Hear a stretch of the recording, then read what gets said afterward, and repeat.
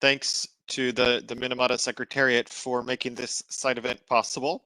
And welcome to all the participants. My name is Kenneth Davis. I work for UNEP's Chemicals and Health branch.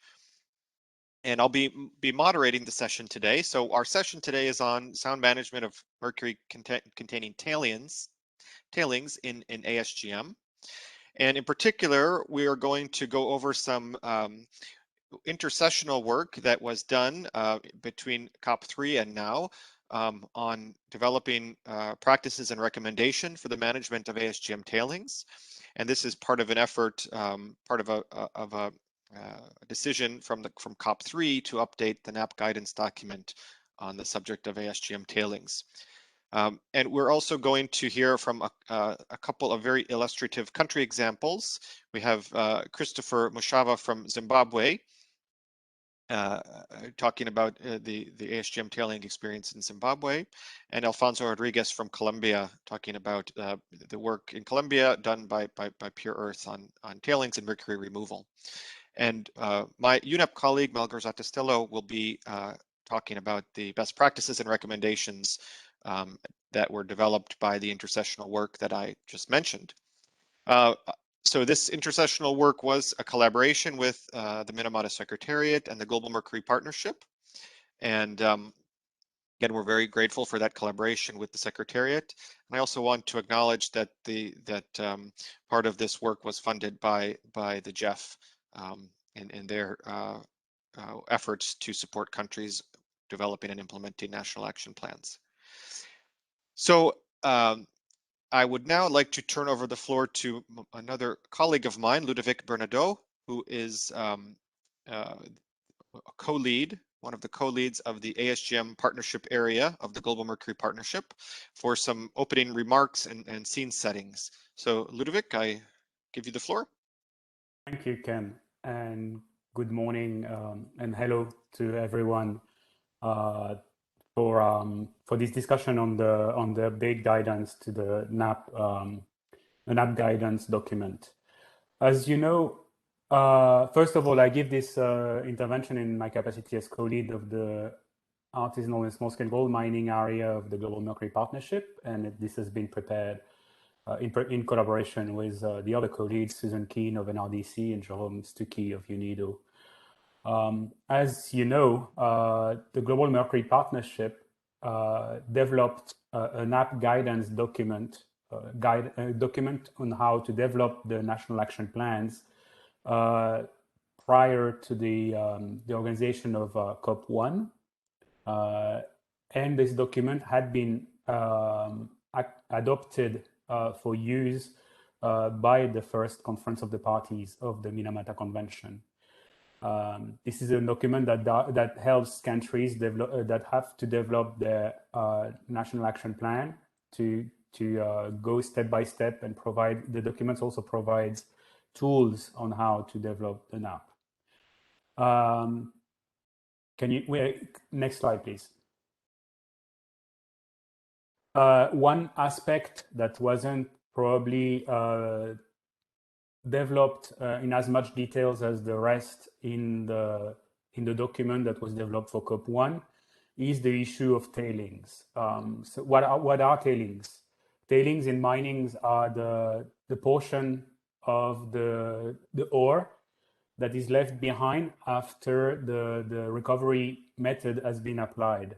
It's usually quite there's a lot of water involved with tailings because most of the processes involve water, and this is basically the waste from the mining operation. However, in artisanal and small-scale gold minings, because the technologies are often inefficient or not rightly applied, these tailings, on top of containing everything else that the miners don't want to recover, also contain a significant amount of unrecovered gold. This is a very important aspect, and this leads to the fact that miners then try to reprocess these tailings to try to recover more gold using different techniques. when miners use mercury for amalgamation, the tailings also contain mercury. And the convention covers that aspect of further processing of the tailings by saying that cyanide leaching of tailings on which mercury has been added without first removing the mercury is one of the worst practices as defined at Annex C of the convention. This means that this cannot happen. If miners want to reprocess tailings that on which mercury has been applied for the first extraction, they first need to remove mercury before leaching with cyanide. This is an important aspect, and that's what led to the revision of the guidance. Of course, our view and our aim in Planet Gold is to do away with mercury amalgamation and therefore producing tailings that do not contain mercury in the first place. Why is it a worst practice, and why is it mentioned in the Annex C of the Convention as one of the 3 worst practices to ban? It's because mercury cyanide also, of course, reacts with gold, and that's what most large mining companies use to extract gold.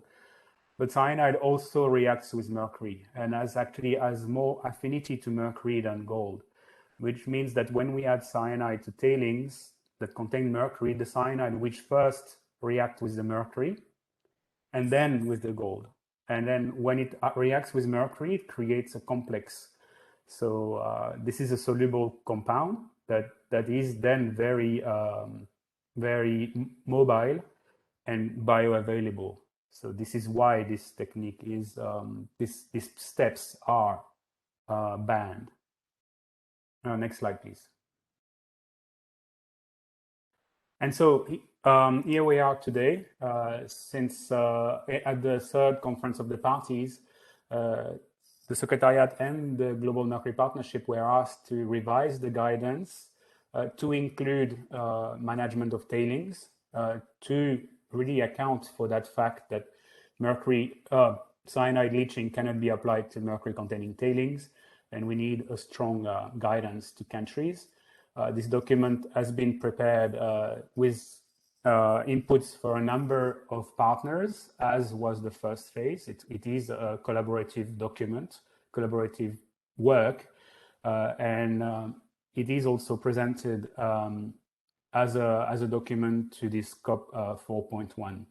So let's discuss first with the other panelists why this document is important and how it could be applied. And I'm very pleased to see Christopher from Zimbabwe, because for me, my first experience with tailings was in 2001 in Zimbabwe. So I'm really looking forward to your intervention. Thank you.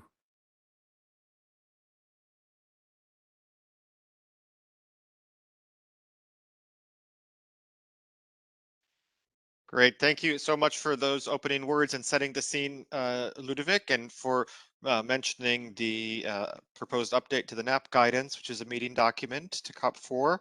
And in addition to that proposed guidance, there's also a technical document, which is the basis of the proposed updates.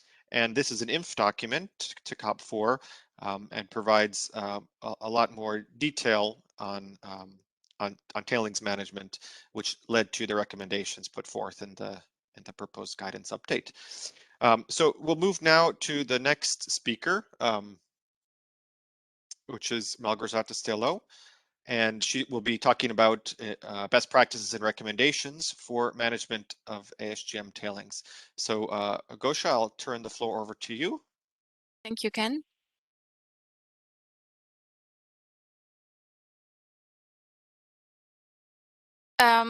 So what I would like to do in my presentation is to give you a very short overview of the accompanying technical document that gives in-depth background information and recommendation to manage soundly the tailings in the ASGM sector.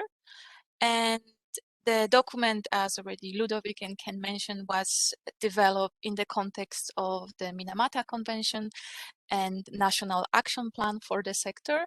And as such, the focus here is on tailings that contain mercury, and as well targeted audience would be the governments that are developing or implementing national action plans.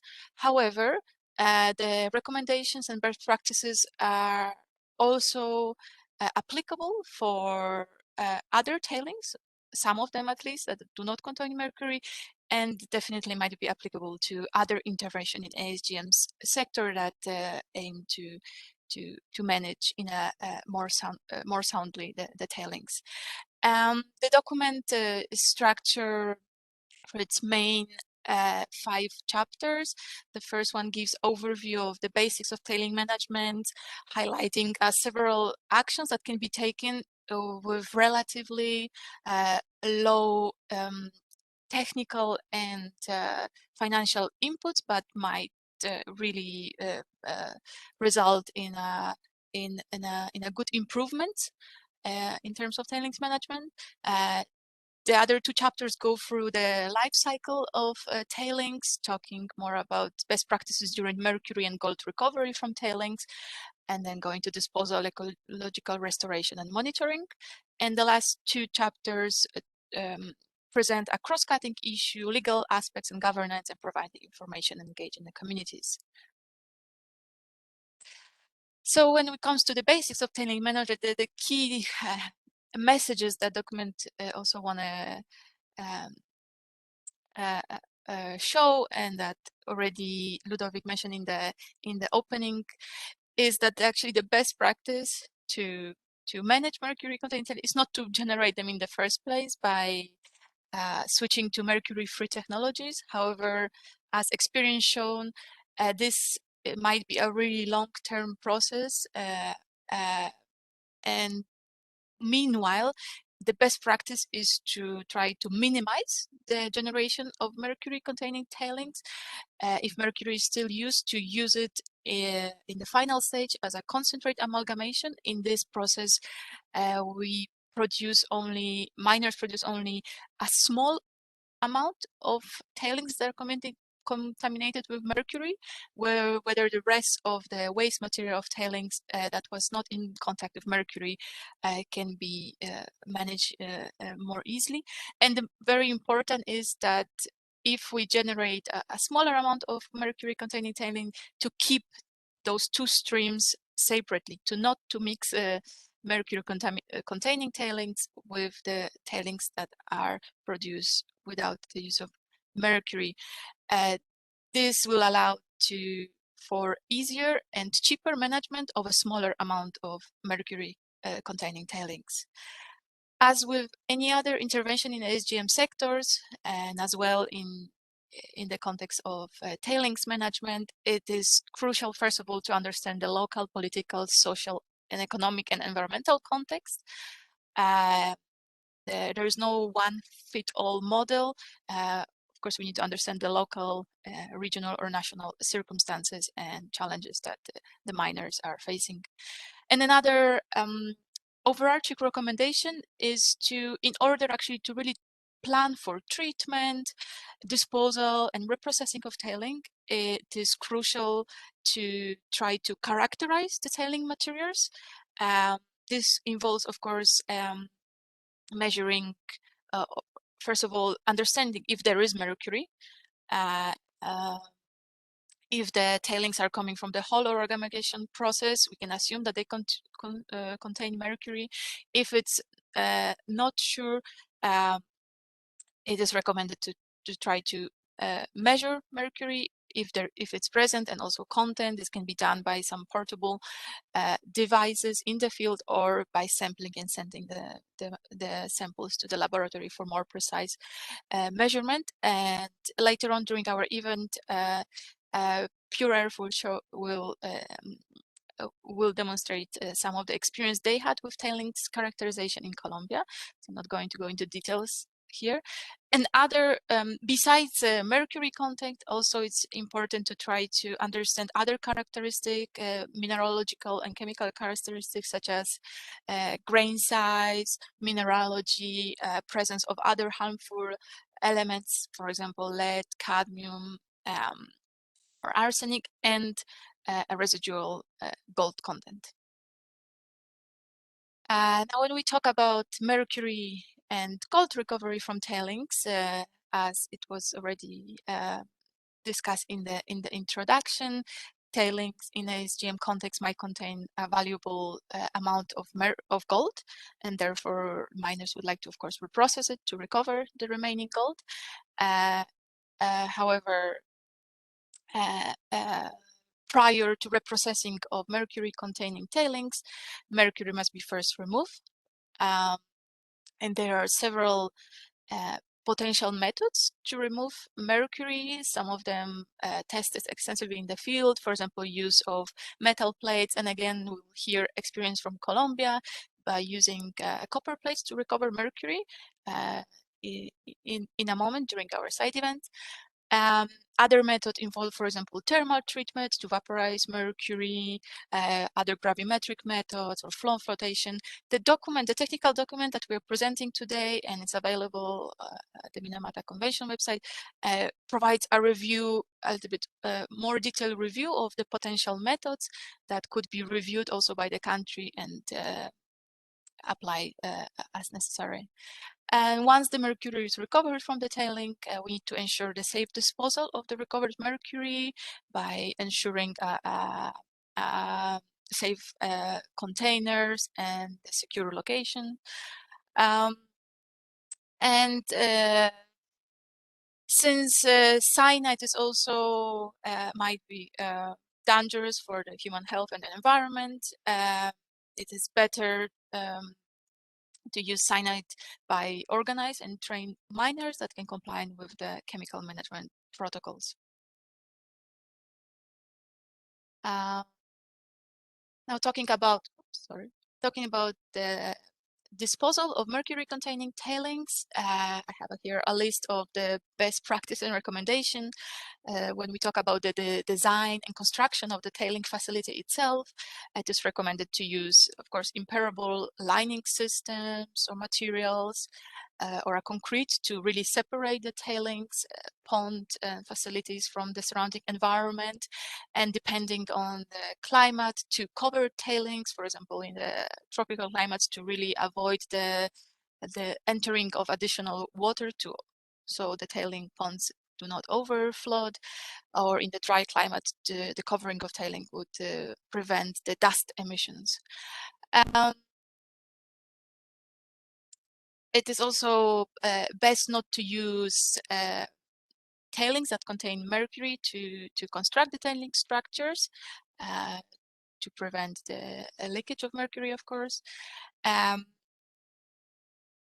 We need to ensure that tailing structures are constructing far away from human settlement, grazing and farming areas, river, outside of flood areas, again, to prevent a potential exposure by humans and the release of mercury to the environment. The tailing facility should be clearly marked and fenced to inform the local community about potential danger, and also to prevent the trespassing of people or animals.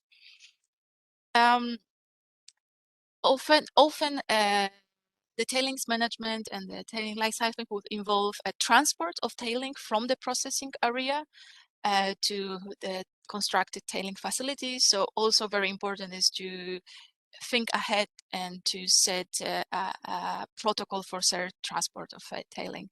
And just the last point here that I have is more relevant for the alluvial mining.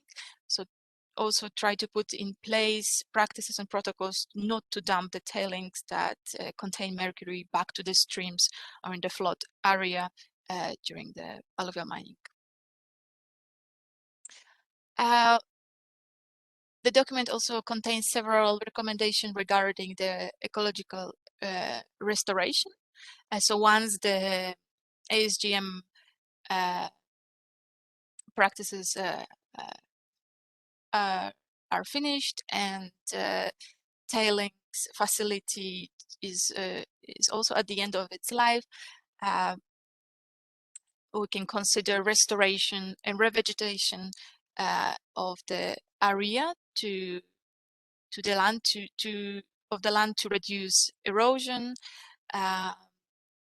The the restoration or remediation plans should also be consulted and should engage ASGM community in order to really understand the local community needs and how they can also to organize educational session, focus on benefits of restoration and future possibilities.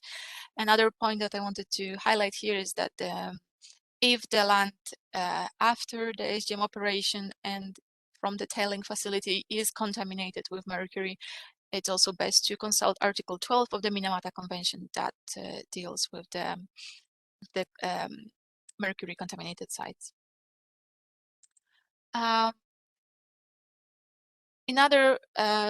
Throughout the entire tailing life cycle, it's also important to think about monitoring activities. For example, remote sensing can be used to track progress of existing tailing, for example, by using satellite imagery to understand the expansion, but also hopefully during after some interventions or during the intervention to see also a progress made in this regard. We might consider using geospatial tools for some GIS to keep track of the location and characteristics of mercury-containing tailings, to also to make sure that we prioritize the activities and also to understand the geospatial relationship between the tailings and other land uses, the water bodies, rivers, existence of the protected area, the biological hotspot, etc. And within this, we have to also consider. We can also consider periodic sampling and characterization of template to monitor any changes. When it comes to the legal aspect in governance, here we have to make sure that, likewise with any other intervention in the ASGM sectors, we need to ensure miners' participation and all the other stakeholder, local communities, local leaders, and any other technical experts, and to build the interventions on the formalization efforts more globally that are happening at the national level, while developing national action plan or reviewing or implementing. Also, it's suggested to really, while doing review of the legal and the regulatory framework, to identify gaps and propose improvement in respect to tailings management. And a recommendation that I highlighted here is to really to ensure the sustainability of our intervention in order to really improve the tailings management, is to really think decide on the financial mechanism and responsibility to ensure the sound management of tailing. For example, activities such as landscape restoration or potential bioremediation or periodic sampling of tailing. These activities could be envisioned by the governments to incorporate in the as a requirement under the environmental licenses or permits that the miner have to obtain to operate in the legal economy. Nevertheless, and I have to highlight it here, that this requirement have to be really scaled down to the reality of ASGM sector. They cannot be overburdensome in terms of execution and financial inputs. They would be the best sustainable if they're also accompanied by other mechanisms, for example, financial incentives programs, or by providing access to credits and other sources of finance to be able to really, so the miners are able to really comply with the set regulations. And we are going to hear also just in a moment experience from Zimbabwe that I think we would provide us a great example of how they are trying to really address it in their local circumstances. And just the last slide regarding the providing information and engaging community. Again, here I wanted to stress that throughout the entire process or activities from the tailing management, it's important to inform the local community about the presence of mercury-containing tailings and their associated risk. It's recommended to design and conduct various educational programs so the local community can understand better the ASGM practices and how they can be more sustainable and how they contribute also to the local community development. It's important to disseminate information about mercury pollution in general and mitigation programs in affected area, and ensure the engagement of affected or vulnerable populations, for example, where relevant, indigenous population as well. So with that, I would like to finish and just leaving again the link to the full document. That was very just a very quick overview of the document. If you have any questions, further question after the event, please do not hesitate to contact us, and thank you for your attention.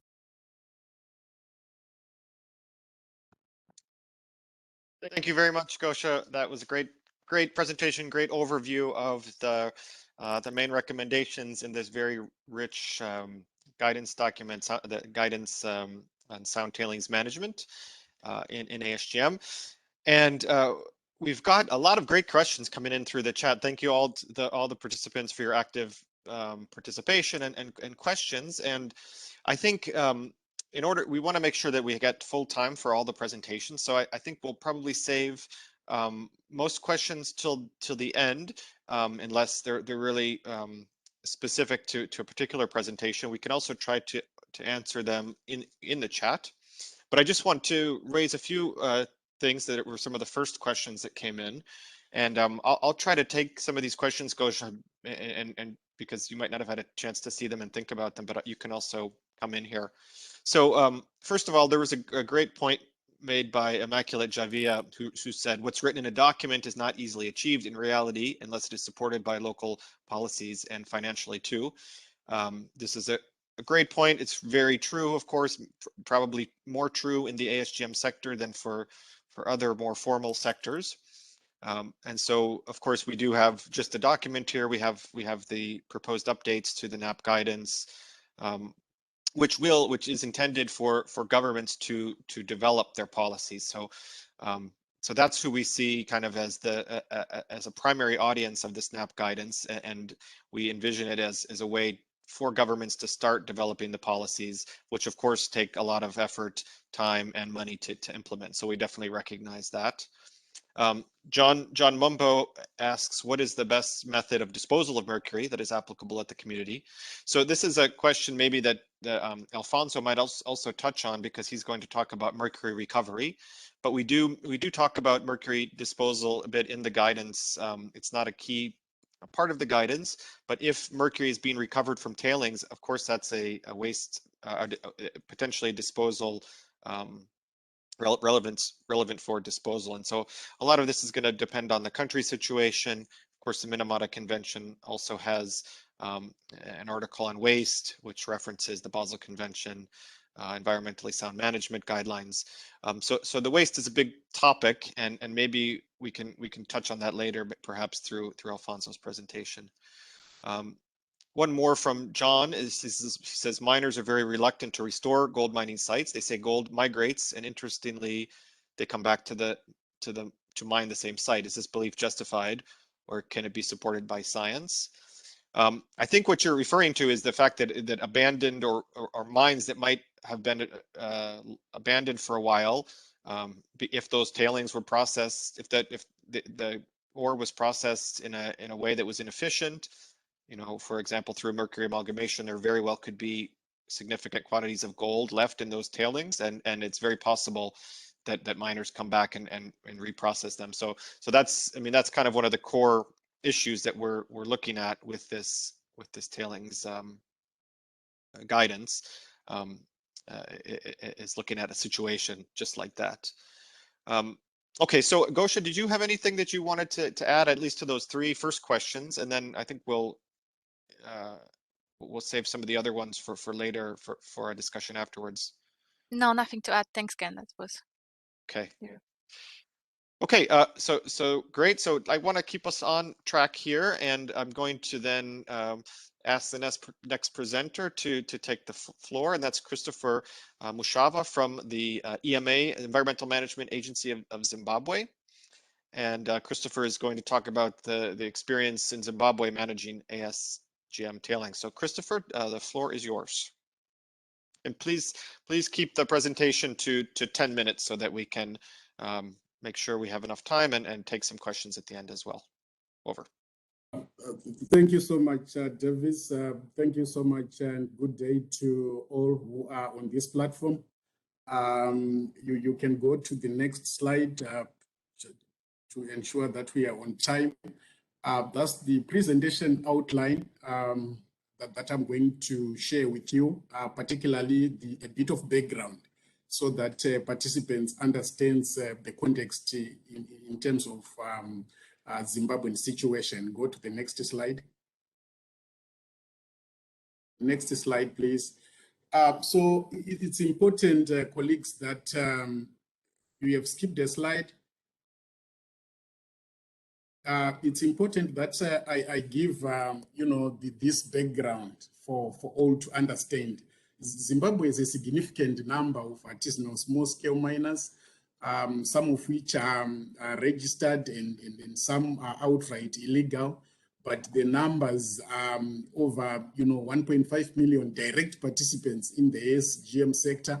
And this has become a source of livelihood for a number of families, women and youths included, when we talk of the ASGM sector in Zimbabwe. So all the ASGM miners, use mercury for gold extraction. And, that has become customary, for people to use mercury and really to move people from that kind of practice, takes a bit of an effort, because this is what they've, known for years, all this time. So, gold extraction from ore using the mercury amalgamation process is predominantly done on concentrates after milling and gravity separation. And the management of tailings remains a source of concern, thanks to the previous presenter, particularly on the guideline that has been produced for us to, tap into. And the disposal of tailings is done under a license, and all gold processing activities in Zimbabwe are regarded as prescribed. By prescribed, I mean that an environmental and social impact assessment is required before you do gold mining or any mining activity. But the challenge is that in the ASGM sector, we do have illegal activities that are going on that disregards even in terms of the ESI that I'm talking to. But basically, in terms of the legal framework, we have that kind of setup where an environmental and social impact assessment is required. And due to illegal and migratory nature of ASG miners, regulating is oftentimes, ineffective. And what you see on the screen, where you see all the red dots, are areas which, artisanal small-scale gold mining is prevalent.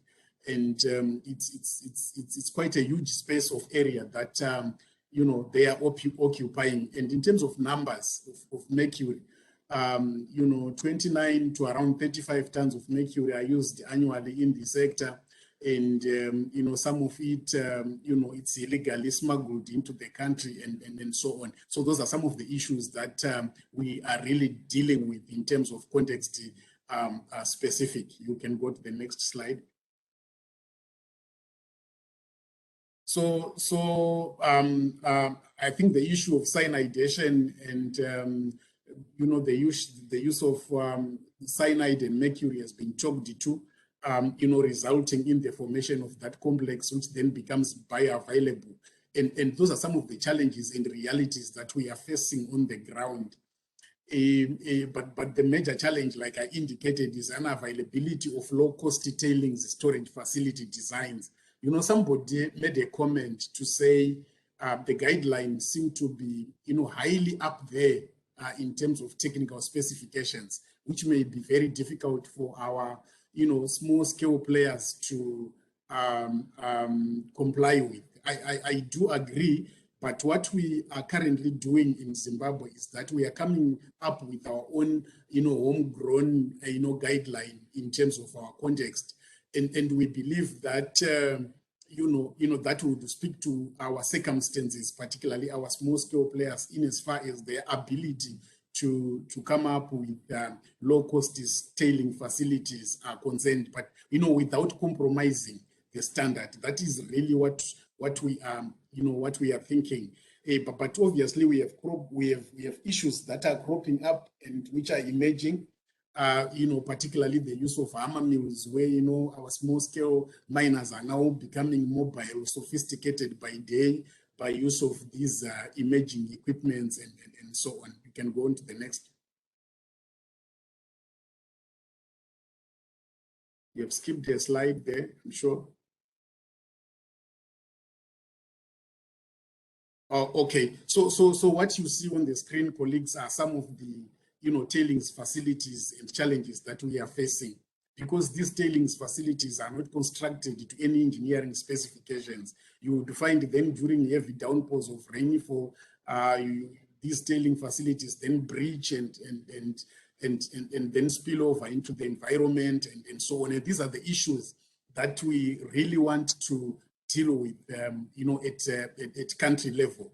But what I you know, like I indicated previously, is to say that you know, the regulatory framework is already in place. What we are now grappling with is finances or financial mechanism to ensure that you know, it becomes inclusive to our ASGM sector, for them to be able to come up with the designs that are user-friendly in terms of the environment, that are, you know, socially acceptable and financially feasible, you know, to them. You can go on to the next.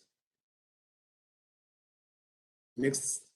So those are some of the technologies that you know, we are now seeing in our you know, in our context, and like I indicated, you know, they can, you know, our ASGM sector, they use the hammer mills, gold detectors, and they're highly mobile to the extent that then monitoring is made ineffective from that point. You can go on to the next.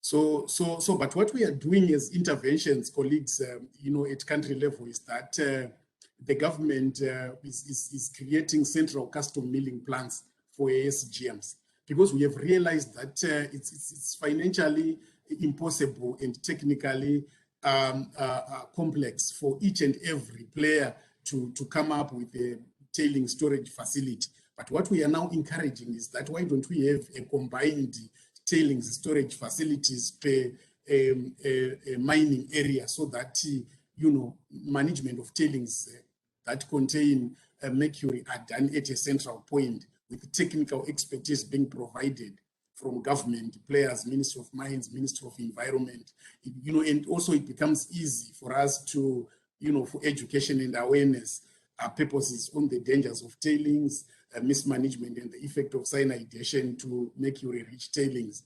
And we have also created a free prototype mercury you know, gold processing plant, which is mercury-free, which we think, go to the next slide, which we think, funds permitting, we would want to, you know, scale it up to make sure that you know, it's rolled out to quite a number of areas. But over and above that, we also carry out inspections, you know, that we do on quarterly basis to ensure that miners are required to carry out analysis of their tailings. But what we are realizing is that the cost of analysis, again, it's prohibitive, particularly on the small, you know, small scale mine players. And we have developed a standard checklist in our environmental and social impact assessment to ensure that issues that are to do with mercury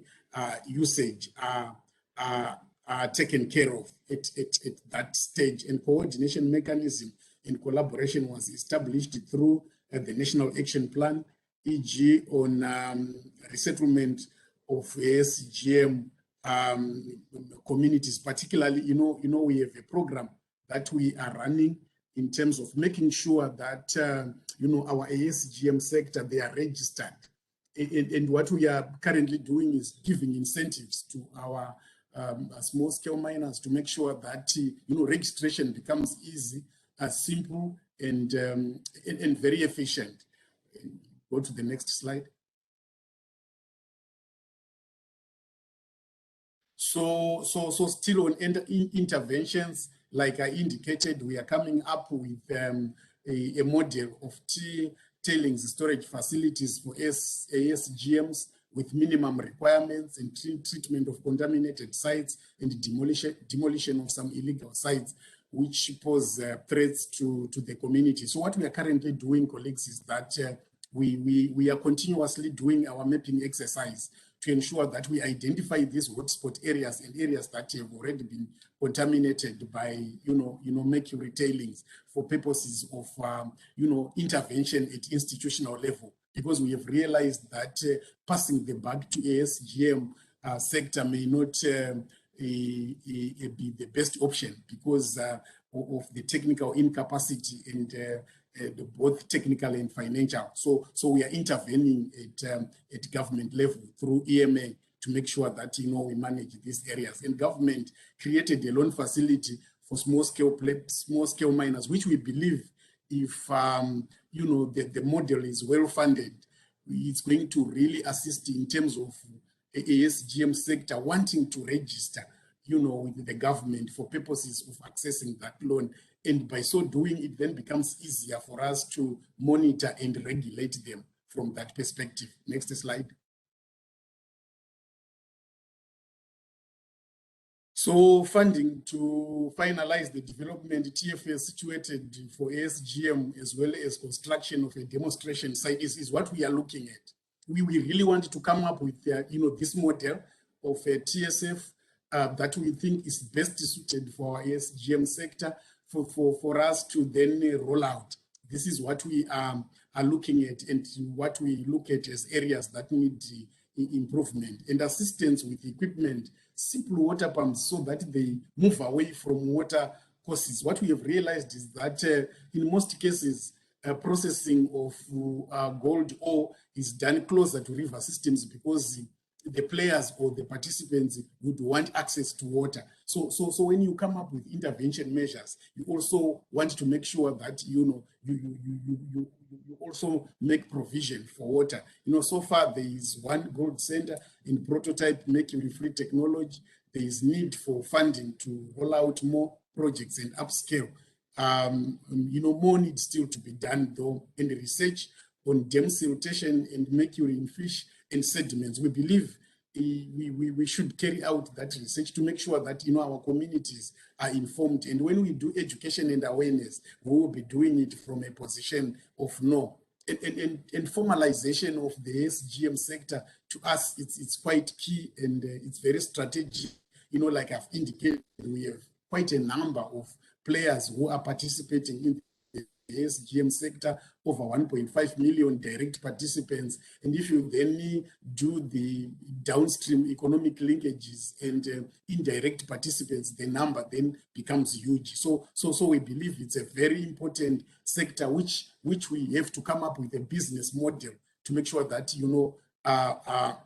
they are included, but issues of sustainability being considered. And creation of more prototypes, mercury-free technologies, demonstration centers and gold centers, we believe is the way to go. And I think if it's replicated, countrywide, it's going to be a game changer in as far as participation and compliance of the ASGM sector, in as far as management of mercury is concerned. And I'm sure, globally, what we need to do is to come up with interventions that are inclusive, that allows, people in the ASGM sector to participate in the mainstream economy.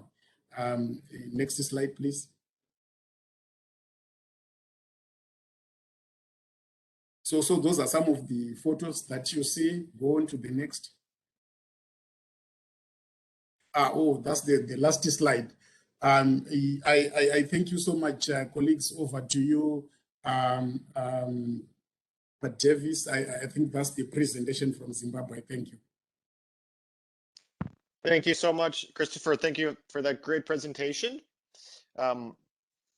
There are some more questions in the chat, including some specifically to you, Christopher, on the Zimbabwe situation. But I'm going to actually we're going to start the next and final talk just to make sure that we stay on time. We have to end at 12. So perhaps we can of course address these comments after the event, but Christopher, you might want to take a look on the chat and perhaps even feel free to answer any of these questions or provide any more info in the chat if you like. So we'll move now on to Alfonso's presentation. But Alfonso, I also want to just note in the chat that there's some interesting discussion here, in particular from Lillian Cora, about the need to have a plan for disposing mercury when you are planning to remove it from tailings. So I think this is important, and I note that we might not have a lot of time for discussion afterwards, but if this is something that you can touch on in your presentation, this issue of disposal, I think that would be great too. So now I'd like to invite Alfonso Rodriguez from Pure Earth, Colombia, to share with us experiences removing mercury from tailings in Colombia. Alfonso, the floor is yours. Hi, can you hear me well? Okay, thank you so much. Yes, my name is Alfonso Rodriguez. I am the country director for Pure Earth Colombia. Pure Earth is an NGO organization. Our principal office is in New York, and our work is mainly focused on mercury and lead contamination around the world. Today, I want to present you an interesting project that has happened for the last 3 years. And this project is funded by the Department of State of the United States. So the project is to promote how to manage the tailings contaminated with mercury, and also how to find technology to recover this mercury. Next slide, please. Our project has 3 fundamental pillars. The first one was to determine or to identify the most promising technology to recover mercury. We did that with the national and international expert here in Colombia, in Medellin, actually, right now. And for that first pillar, we get more than 10 or 12 different techniques, but we select one of the most available to put in the low cost for miners, and also very easy to implement them on field. That's one of the reasons that we select. One is the copper plate that we'll show you later. And the other pillar is try to design a model, business model for the miners, how to implement this technology to recover mercury and also gold and tailings. And finally, the last pillar is related with the document that just Alfredo explained before. To be aware that the support of the Ministry of Environment and the Ministry of Mining of Colombia always is permanently with us, taking notes and giving recommendation, and we are aligned with the protocols and legal aspects in all these issues. Next slide, please. Before to show you something about the technology, is very important to know the current situation of the tailings in Colombia. In Colombia, we have both kind of mining, gold mining aspects, the alluvial mining and rock mining, and both of them produce a lot of tailings around the country. You can see on the screen, one of them is you can find the tailings on piles, the other you can find on sacks, or even in tailing pools or ponds, and all of them are with high concentration of mercury and also high concentration of gold. One of the biggest aspects here, and the most important that we are keep working, is that no one know how to manage the owner of these tailings because most of them coming from the illegal sector and keep in a legal mining title. So we need to figure out how to define who is the responsible to manage the tailings at the end of the of this process. But there's a big challenge right now. The other aspect important here is that due the high concentration of gold on tailings, that is very interesting for many miners keep reprocessing these tailings in sanitization process in order to get more gold. And this is an idea coming from the Minister of Mining, why not increase the gold production from these tailings, because there is a lot of tailings in Colombia. We are talking about also in many aspects because due the high concentration of mercury, this is a hazardous waste in some point, but also could be managed as a raw material in one point. So this is a very tricky issue that also we keep working that. Next slide, please. Okay, not only in this project, also with the UNDP office in Colombia under the Planet Gold initiative, we did a characterization of 4 departments in Colombia. We're using the XRF equipment, the Hermes and Jerome to determine vapors of mercury in different type of tailings. And next slide, please. With all this characterization, we could find at least in these 4 departments 34 different tailings, big tailings with high concentration of mercury. You can see that the concentrations is over, in some point, over 100 ppm, some of the tailings. But the interesting thing is the next slide, please. Also, we can find a high concentration of gold on each of these tailings. So for that reason, it's very important to find a technology to recover mercury and to allow to recover the gold on tailings. That some is the aspect that we try to solve in around Colombia. Next slide, please. So finally, we decided to use the copper plate technology. This technology was presented at the first time by Marcelo Vega. You know, Marcelo Vega is one of the highest technical consultant around the world, and he is one of the principal consultants in this project. The idea is to use the copper plates with silver, so we need to do an electroplating process. And the idea is that the silver capture the mercury with an amalgam. So the process is that the tailings pass through the copper plates, and with the silver do this capture every time that the tailings pass again and again. We show some of the details of the copper plates. We use 30 by 30 centimeters of size for each copper plate, and we use a lot of them. It depends who we put and where we put as well. Next slide, please. At the moment, we are doing 1 lab test and 3 pilot tests. I have to clarify that the phase 1 and 2 of the pilot test, we did the measure with the whole process in a plant when that they use cyanidation process and carbon activate to get gold. And we try to put the copper plates in different parts of the process. But taking account that at the beginning of this presentation, it's very important to reduce the mercury as much we can before the cyanidation process. So the last phase 3, we only concentrate in that part before the cyanidation process, how to improve the technology to recover mercury. You can see how we are improving the way to put the copper plates.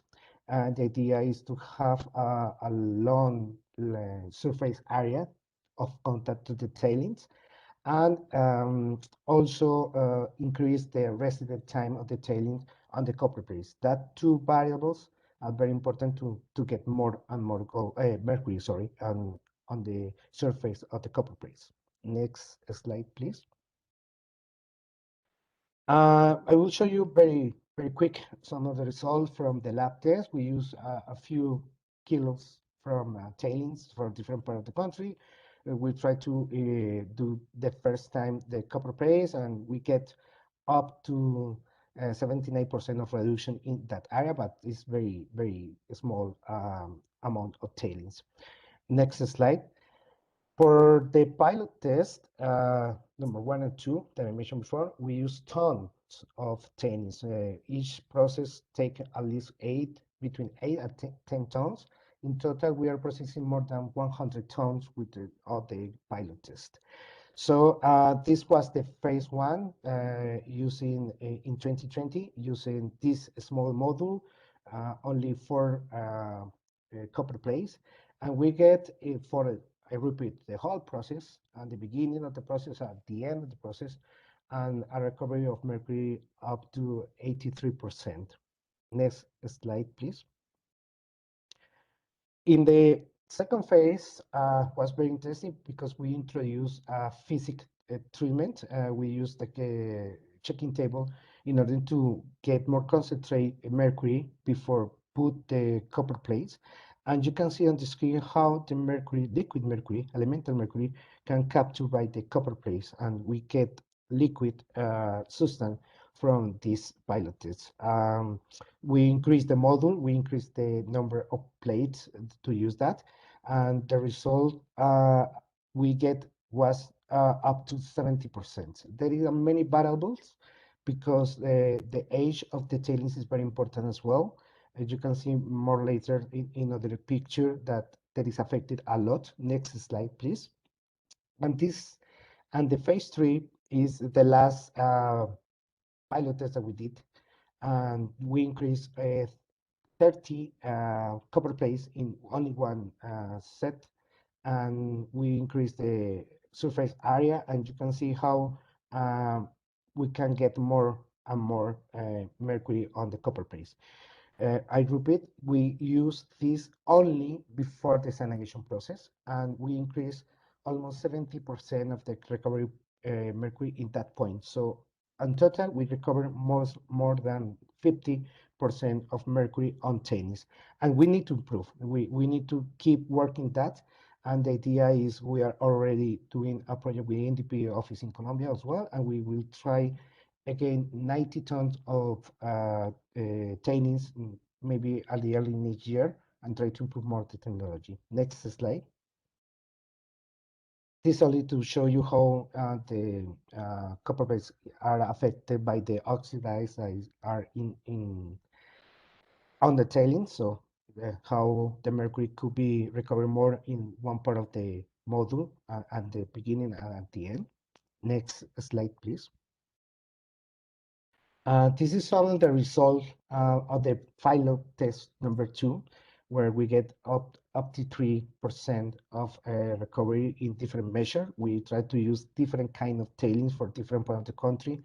The age is very important variable that we can't control. The other is we use different methods to analyze the mercury, total mercury, also organic mercury. Organic mercury is not affected.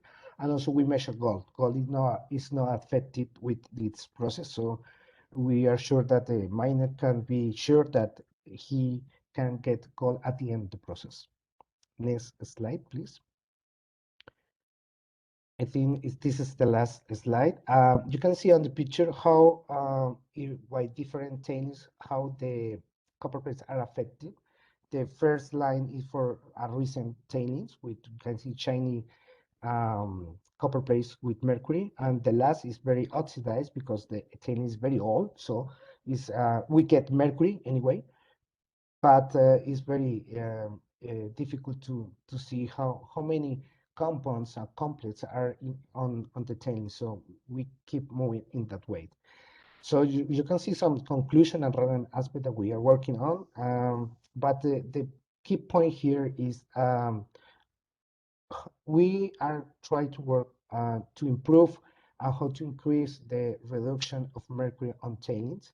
I will answer one of the questions that maybe Lilian could do before is, after this process, these copper plates are already hazardous waste. So we already in Colombia have a legal aspect right now to current regulation allow to dispose of these copper plates as a hazardous waste in a proper way. No problem with that. But the problem is that they keep mercury on tailings, and the miners keep working with that tailings getting gold with the desalination process. That the key point, and we need to keep working with that because I think it's the most issue with the permanent state project. We have the idea to how to precipitate the mercury after the desalination process and try to find a level of concentration to the optimal level of mercury concentration on tailings to allow the desalination process. It's not easy, it's a big challenge, but we will try to do that experiment next year. And that's it. The last slide. Let me know if you have my email, if you have any question.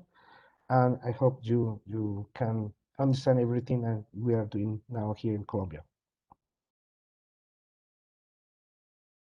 Great. Thank you so much, Alfonso. And thank you everyone for staying with us. I know we're a couple minutes over the time and we will finish up very soon. If I might just ask Alfonso one quick question to follow up.